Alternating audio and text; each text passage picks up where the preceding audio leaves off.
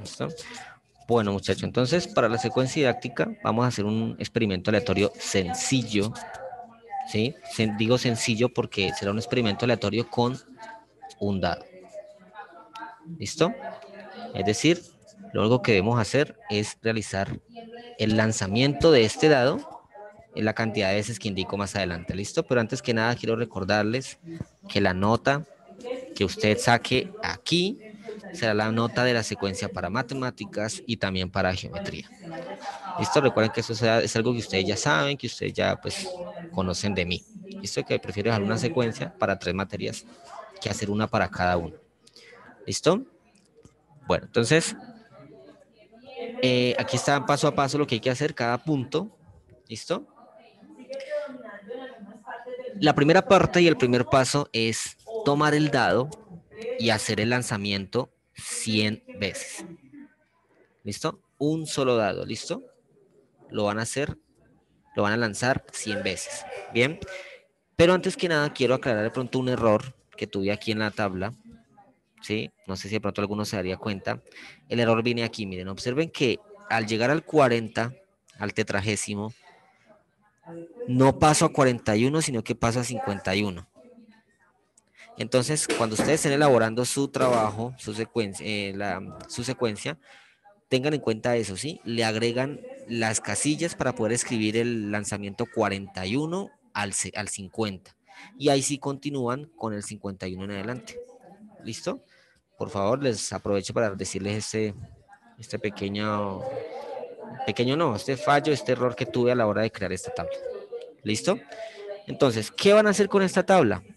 En esta tabla usted va a escribir el resultado de lanzar el dado 100 veces. Me explico, de pronto alguien tiene un dado cerca. Obviamente creo que sí, porque familia que respete tiene un juego de parques en la casa. Yo, profe. Ok, listo, Kevin. Hazme un favor, solamente necesitas un dado. Activa la cámara para poder verte. Véalo, aquí lo tengo. Listo, Kevin. Entonces hagamos algo. Quiero que por favor lances el dado y lo dejes caer al suelo. Y me digas qué cara obtuviste.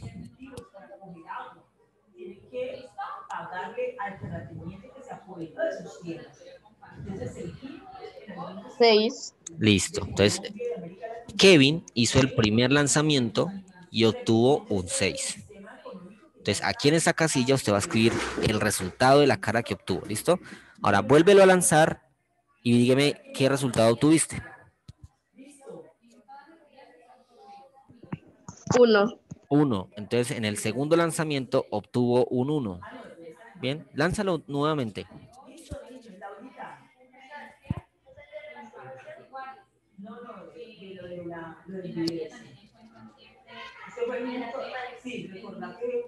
Cinco. Listo. Bueno, dejémoslo hasta ahí. Bueno, el caso es este, chicos, que cada vez que usted haga un lanzamiento, usted en este espacio va a escribir el número que obtuvo al lanzar el dado. ¿Listo? Así hasta completar los 100 lanzamientos. Bien. Entonces, mi recomendación es la siguiente. Cuando haga el lanzamiento del dado, no lo haga sobre una superficie donde él no vaya a rebotar. Por ejemplo, no lance el dado sobre la cama, no lance el dado sobre el cuaderno, no lance el dado sobre un tapete, sino que hágalo directamente con el suelo, ¿sí? Que él rebote, así caiga debajo de la cama, debajo de la mesa, debajo lo que sea. ¿Listo? ¿Por qué? Porque resulta que si usted lo hace sobre una superficie donde él no rebote, pues va a haber más tendencia a que obtenga siempre el mismo valor. ¿Listo? En cambio, si lo hace sobre una superficie donde él pueda rebotar, entonces allá se hace un experimento aleatorio real, ¿ya? O sea, donde usted no sepa definitivamente qué número va a caer. ¿Listo? Por Cuidado. eso, por eso muchas veces cuando las personas juegan parqués, al lanzar los dados lo hacen con fuerza para que el rebote, ¿ya? Y así se obtenga otros valores. Y no de pronto el valor que obtuvo la persona que lanzó anteriormente, ¿ya? Otras personas usan un vaso para batirlo, ¿sí lo han visto? Bueno, en fin, o las manos lo hacen, ¿listo? Bueno, en todo caso es eso, esa es mi recomendación. Quiero que hagan ese lanzamiento sobre una superficie donde él rebote. ¿Listo? Entonces, cada vez que obtenga un resultado, usted lo va a anotar en esos espacios.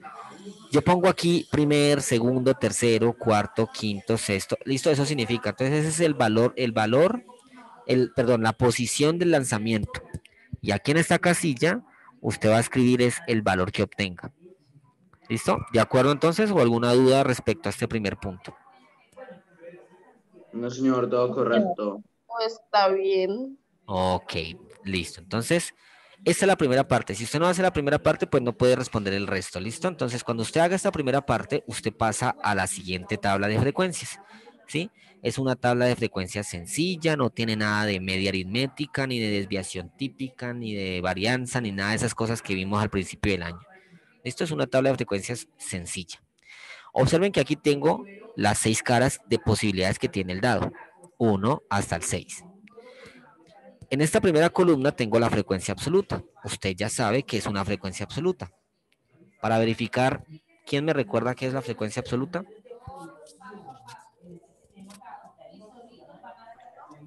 ¿Cuántas veces se repitió? Exactamente.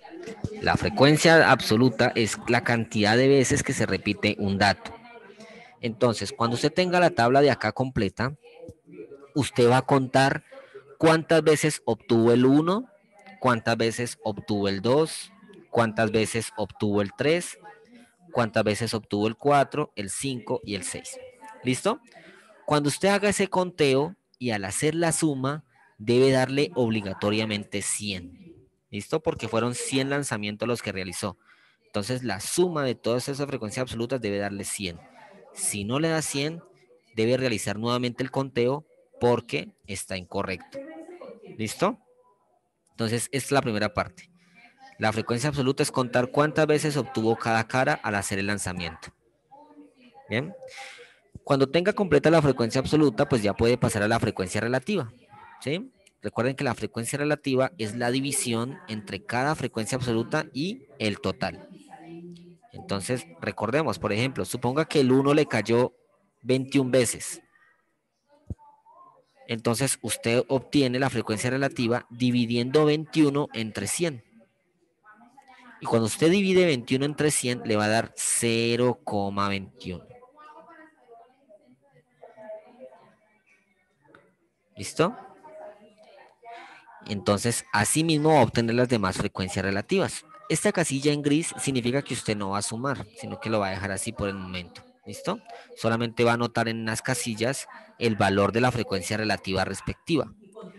Observe que cada frecuencia relativa depende de cada frecuencia absoluta que usted tenga. ¿Listo?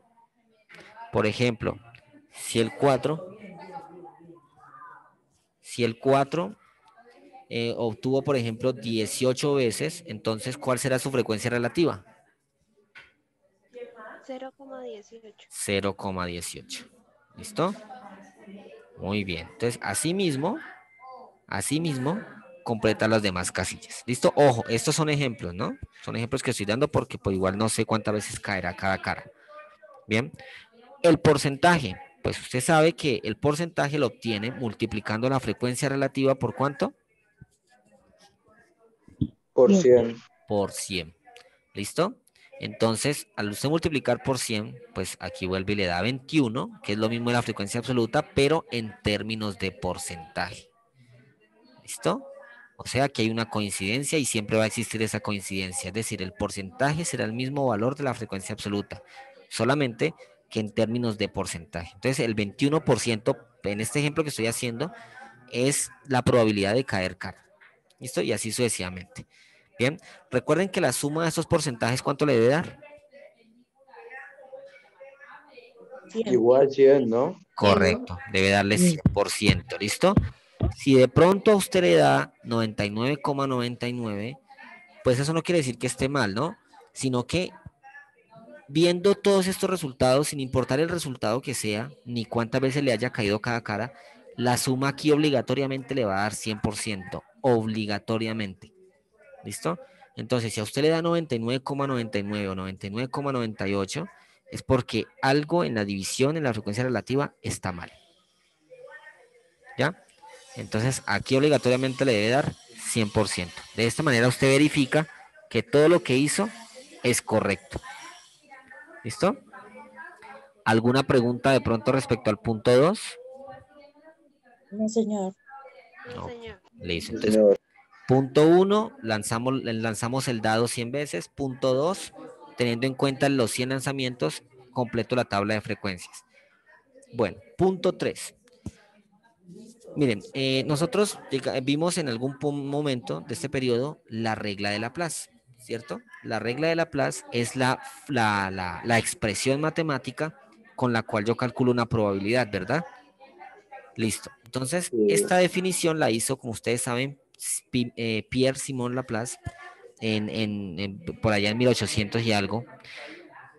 Entonces, durante el transcurrir del tiempo, algunos matemáticos llegaron a la conclusión también de que la probabilidad se define como la frecuencia relativa. ¿Listo? ¿Por qué lo definieron así? Porque se dieron cuenta que al trabajar tablas de frecuencias, usted siempre dividía la frecuencia absoluta entre el total de los casos. La frecuencia absoluta en términos de la expresión de Laplace, ¿qué vendría siendo los casos qué? Favorable a los casos posibles. Correcto. La opción de probabilidad, usted responde estos tres punticos súper sencillos. ¿Quién tiene la mayor probabilidad? ¿Quién tiene la menor probabilidad? Recuerden que la mayor probabilidad pues es el que tenga la mayor. Los casos. Listo, chicos. Perdón, me fui por un momento, ¿cierto? Como que me quedé quieto. No se le ve ni la cámara. Ok, no, es el internet. Aquí me está apareciendo un mensaje que mi conexión es inestable. Listo, ahorita sí. Ya me estoy moviendo, ¿verdad? Sí, señor. Ok, Ya. Sí, señor. listo, bueno. Menos mal que en ese momento no estaba diciendo nada, sino que me quedé callado un momentico. Listo, entonces, Juan Sebastián, me pareció escuchar que estabas diciendo algo. Así que se pone la frecuencia absoluta, o sea, de los casos posibles sobre los casos, todos los casos. Exactamente, exactamente. Por eso fue que llegaron a la conclusión de que la frecuencia relativa era eso, también con la probabilidad de ocurrencia de un evento, porque era dividir la frecuencia absoluta, que son los casos favorables, entre el total, que son los casos posibles. ¿Listo? Bueno, entonces lo que estaba diciendo es que para el punto A y B simplemente es observar qué frecuencia relativa es mayor y cuál es menor. Y asimismo escribir la respuesta. Por ejemplo, le dio la cara 3 a Sebastián, entonces él escribe, la cara 3 es la que tiene la mayor probabilidad de ocurrir. ¿Ya?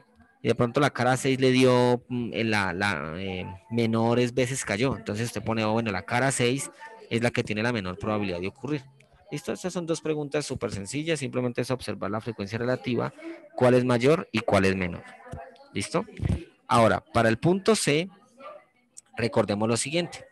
Cuando una probabilidad es posible, cuando es imposible y cuando es segura. Una probabilidad es posible cuando usted al menos de todos los casos posibles, al menos obtenga un solo caso favorable o 99. Me explico. Si tiene si usted compra una boleta en una rifa de un talonario, los talonarios generalmente vienen ¿cuántos boletos? Como 100, ¿cierto? Sí, Señor. señor. Bueno, entonces resulta que usted apenas compró una rifa. ¿Será que usted con esa sola que compró tiene posibilidades de ganarla? Claro. Claro que sí, Sí. está de suerte y con solamente ese número que usted escogió, ya ganó.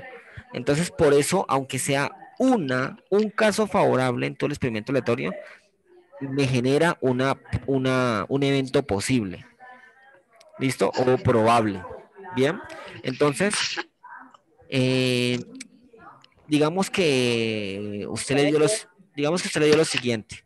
Ay, Dios mío, esos audios. No nos damos cuenta que tenemos el audio desactivado. Bueno, entonces decía, eh, supongamos que el uno lo tuvo 20 veces, el 2 lo tuvo 5 veces, por acá obtuvo 30 veces, ¿listo? Por acá 10 veces, ¿cuánto lleva ahí? 40, 60, 65. por acá 25, 90 y por acá vuelve y obtuvo 10 para un total de 100. ¿Listo? Entonces, observen que en todas sus caras siempre salieron. Siempre, siempre, siempre. ¿Qué quiere decir? Que ¿cuáles son las caras que tienen posibilidades? Pues todas. ¿Listo? Tanto el 1 como el 2, como el 3, como el 4, como el 5, como el 6 son posibles. ¿Sí ven? Pero ¿qué pasa si alguna de ellas le dio 0? ¿Qué quiere decir? Que esa no cuenta como posible. ¿Sí? Sino como ¿qué? Como imposible. ¿Listo? Posible. Entonces, si alguna cara a usted no le cayó ninguna vez, esa es la cara que tiene una probabilidad imposible. ¿Listo? Entonces usted la escribe ahí al frente. Profe, ¿y si nos cayeron todas ahí y no escribimos nada entonces? Ah, bueno, entonces resulta que todas le dieron posibilidades, todas, todas. Entonces, ¿usted qué va a hacer? Usted escribe esto. No existe. ¿Listo? O sea, en su experimento aleatorio no existe un evento imposible, porque todas cayeron. Pero si alguna o algunas no le cayó ninguna vez, esas son las respuestas a este segundo punto. ¿Listo? Ahora, ¿cuándo una probabilidad es segura? Una probabilidad segura es cuando usted, todos sus lanzamientos le cayó el mismo número. Parece imposible, ¿cierto? Pero puede pasar. Es una de las posibilidades en este experimento aleatorio, donde sus 100 lanzamientos le den siempre el mismo número. ¿Sí? Parece casi imposible, ¿no? Pero puede ocurrir, ¿no? Entonces, en ese caso, esa cara sería la probabilidad segura de ocurrir. ¿Listo? Obviamente, pues, como son 100 lanzamientos, entre más lanzamientos, pues, la probabilidad va siendo más cortica de que eso ocurra, hasta llegar a ser prácticamente 0. Entonces, yo sé que voy a esperar como respuesta en este punto esto, NE, ¿ya? Porque sé que más de uno le va a dar que cayó en todas. ¿Listo? O sea que de pronto es, ya, pero de todas maneras lo puse por si de pronto alguien le dio todos sus lanzamientos del mismo número. ¿Listo? Bueno, ¿alguna pregunta acerca del punto 3? Ninguna. No, señor. Bueno, Profe, dime. la probabilidad de sacar un suceso seguro sería del 0,01, ¿no? La probabilidad de sacar un proceso seguro es de 1. De 1 exactico. Ah, ok, ok. ¿Ya? Pero ¿por qué si se supone que vamos a lanzar 10 veces el dado y uno, para que nos toque solo uno, sería uno entre 100, ¿no? No, sería 100 entre 100. Recuerda que Procesando. recuerda que un número dividido entre el mismo da siempre 1. Entonces, para que un evento sea seguro, la frecuencia relativa le debe dar 1. Y para que dé 1, pues la frecuencia absoluta debe ser la misma que el total. ¿Ya? Ok. Por eso repito, o sea, la única forma de que usted le dé un suceso seguro, un evento seguro, es que caiga siempre la misma cara. Es la única forma de que sea seguro. De resto no. Si le cae 99 veces en el 5, por ejemplo, y una vez en el 1, ya no sería seguro. Sino posible. ¿Sí ve? Ya cambia todo. ¿Listo? ¿Juan? Sí, señor. Ok. Bueno, chicos, el punto 4 es muy sencillo. Según las probabilidades que obtuviste al hacer tu propio experimento aleatorio y tuvieras que elegir un número al lanzar el dado, ¿cuál sería y por qué? Obviamente, usted va a escoger el que tiene que.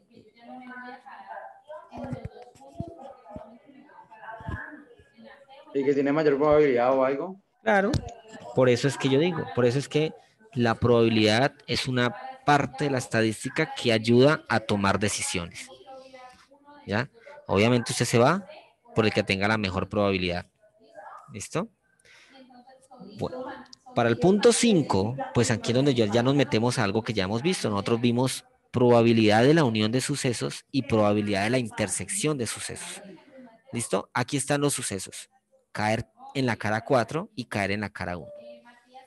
Como usted ya hizo esto en la tabla de acá, usted simplemente anota la probabilidad, el suceso A, caer en la cara 4, entonces usted anota la probabilidad de que caiga en la cara 4. Recuerden que la probabilidad la puede expresar en tres maneras, ¿no? Fracción, decimal y porcentaje.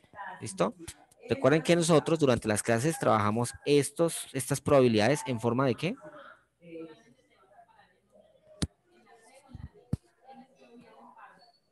Diagrama. En forma de fracción.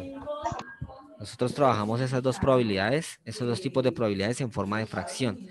Entonces, si la cara 4 cayó en 20, por ejemplo, ¿cuál sería la probabilidad entonces? ¿20 de qué?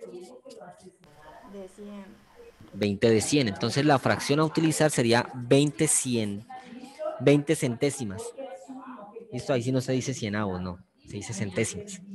20 centésimas. O también, si quiere, lo puede ¿qué? Simplificar. O sea, un quinto.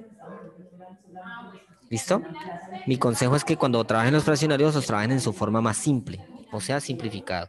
Y recuerden que no existe complicaciones para eso mientras tenga su calculadora que le pueda simplificar fracciones. ¿Listo? Entonces usted recuerda cómo se calcula la probabilidad de la unión de sucesos y cómo se calcula la probabilidad de la intersección de sucesos. Supongamos lo siguiente. Pongamos en cuenta que la cara 4, la probabilidad de que caiga A es, pongamos esa que dije ahora, un quinto. ¿Listo? O sea, 20 sobre 100. Y la probabilidad de que caiga B le dio, a ver, un cuarto. ¿Sí? O sea, 25 de 100. Listo. Entonces, ¿cómo se calcula la probabilidad de la unión de sucesos? ¿Qué debo hacer con estas probabilidades? Sumarlas, restarlas, Si no estoy multiplicarlas, mal, dividir. multiplicarlas. Multiplicarlas. Revisen los apuntes, revisen las Sí, actividades sí, que me han creo. enviado. A ver, revisen las actividades que me han enviado.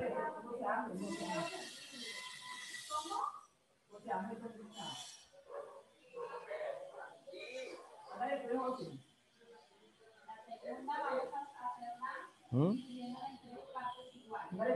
Profe, creo que, no sé. Ah, Según lo que yo estoy viendo es multiplicarlas. Según lo que yo estoy viendo. la probabilidad de O la me unión estoy de confundiendo con sucesos otra. y la probabilidad de la unión de sucesos se suman. Se suman las probabilidades. Un quinto más un cuarto. Mientras que la probabilidad de la intersección de sucesos se multiplican. Un quinto por un cuarto. Esa es la diferencia entre el cálculo de probabilidades de la unión y la intersección. Cuando es la unión, se suman las probabilidades. Cuando es la intersección, se multiplican. Recuerdo muy bien que cuando vimos la probabilidad de la unión de sucesos, yo dejé un solo ejercicio, pero que tenía a ver, como 13 puntos, desde la A hasta la I o hasta la J, no recuerdo, y habían probabilidad de A unión B, probabilidad de A unión C, probabilidad de B unión C, y todos esos ejercicios. Ustedes que hicieron con esas probabilidades, las sumaron, ¿ya? Y le Pero ven restaban porque la... había unas que le resté. Era eso. ¿Y porque hay unas que de qué? Como usted dijo, solo sumaron, entonces me quedó sonando que porque yo le había restado acá. No, claro, hay unas que se restan porque empieza a restarle lo que tienen en común. Pero como la cara 4 y la cara uno no tienen nada en común, entonces no tienen nada que restar. ¿Listo? Ahí simplemente vas a sumar, por ejemplo, en mi ejemplo, sería un quinto más un cuarto para calcular la unión. ¿Listo? Para la intersección, entonces sí. Ahí sí lo que estabas diciendo. Multiplico la probabilidad de A por la probabilidad de B. ¿Listo? Como son sucesos incompatibles, porque no tienen nada en común, entonces un quinto por un cuarto. Y ahí obtengo la probabilidad de A intersección B. ¿Listo? Profesor, ¿y uno hace para que el resultado que a uno le dio fue correcto? ¿Cómo, Sandra? ¿Cómo hace para comprobar si el resultado que a uno le dio es correcto? Bueno, lo bueno de este ejercicio, esa secuencia, es que usted va a tener un resultado distinto al que le dio a Karen, por ejemplo, al que le dio a José Juan Sebastián, al que le dio a a Sánchez, al que le dio a sus demás compañeros. Entonces aquí no hay forma de comprobarlo. Usted comprueba que sus probabilidades están bien, es aquí, en la tabla. ¿Sí? Dándole aquí el 100%, ¿sí? Todo eso. Usted comprueba que sus probabilidades están bien. Ya de usted depende que utilice correctamente las expresiones aquí. O sea, que sume las probabilidades de A unión B y que multiplique las probabilidades de A intersección B. ¿Listo? Incluso yo a la hora de calificarle, yo voy a ir primero aquí para poder comprobarle todo lo que usted haga más adelante. ¿Listo? ¿Alguna pregunta o duda acerca del punto 5?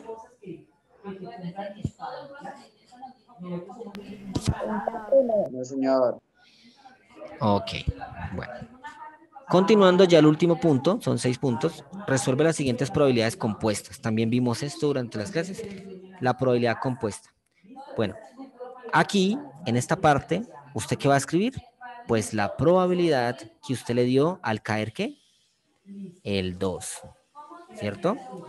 Y aquí le va a dar a escribir la probabilidad de que usted obtuvo de obtener 6. Bien. Aquí la probabilidad que obtuvo de obtener 3. Aquí voy a obtener 5. ¿Listo? Aquí vuelve y repite. 3 y 5 son los mismos valores de 3 que escribió acá. ¿Listo? Aquí solamente escribe lo que usted le dio arriba en la tabla, ¿no? ¿Ya? Ahora, ¿cuáles son las probabilidades compuestas que va a calcular? Bueno, yo no las escribí, pero entonces se van a calcular todas. ¿Cuáles son todas? Pues, probabilidad de que caiga 2 y 3. Probabilidad de que caiga 2 y 5. Probabilidad de que caiga 6 y 3. Y por último, probabilidad de que caiga 6 y 5. ¿Listo? Bien, esas 4 probabilidades va a calcular allí, esas son las probabilidades compuestas. ¿Cómo se calculan? ¿Qué hacen con las probabilidades? ¿Qué operación? Se multiplican. Se multiplican. Yo creo que ¿Listo? se multiplica porque es intersección, ¿no? Exactamente. ¿Listo? Entonces se multiplican. Bien, y eso es todo lo que usted debe hacer. ¿Ya? ¿Alguna pregunta acerca del punto 6? Estaba bien. No, señor. No, señor. Ok.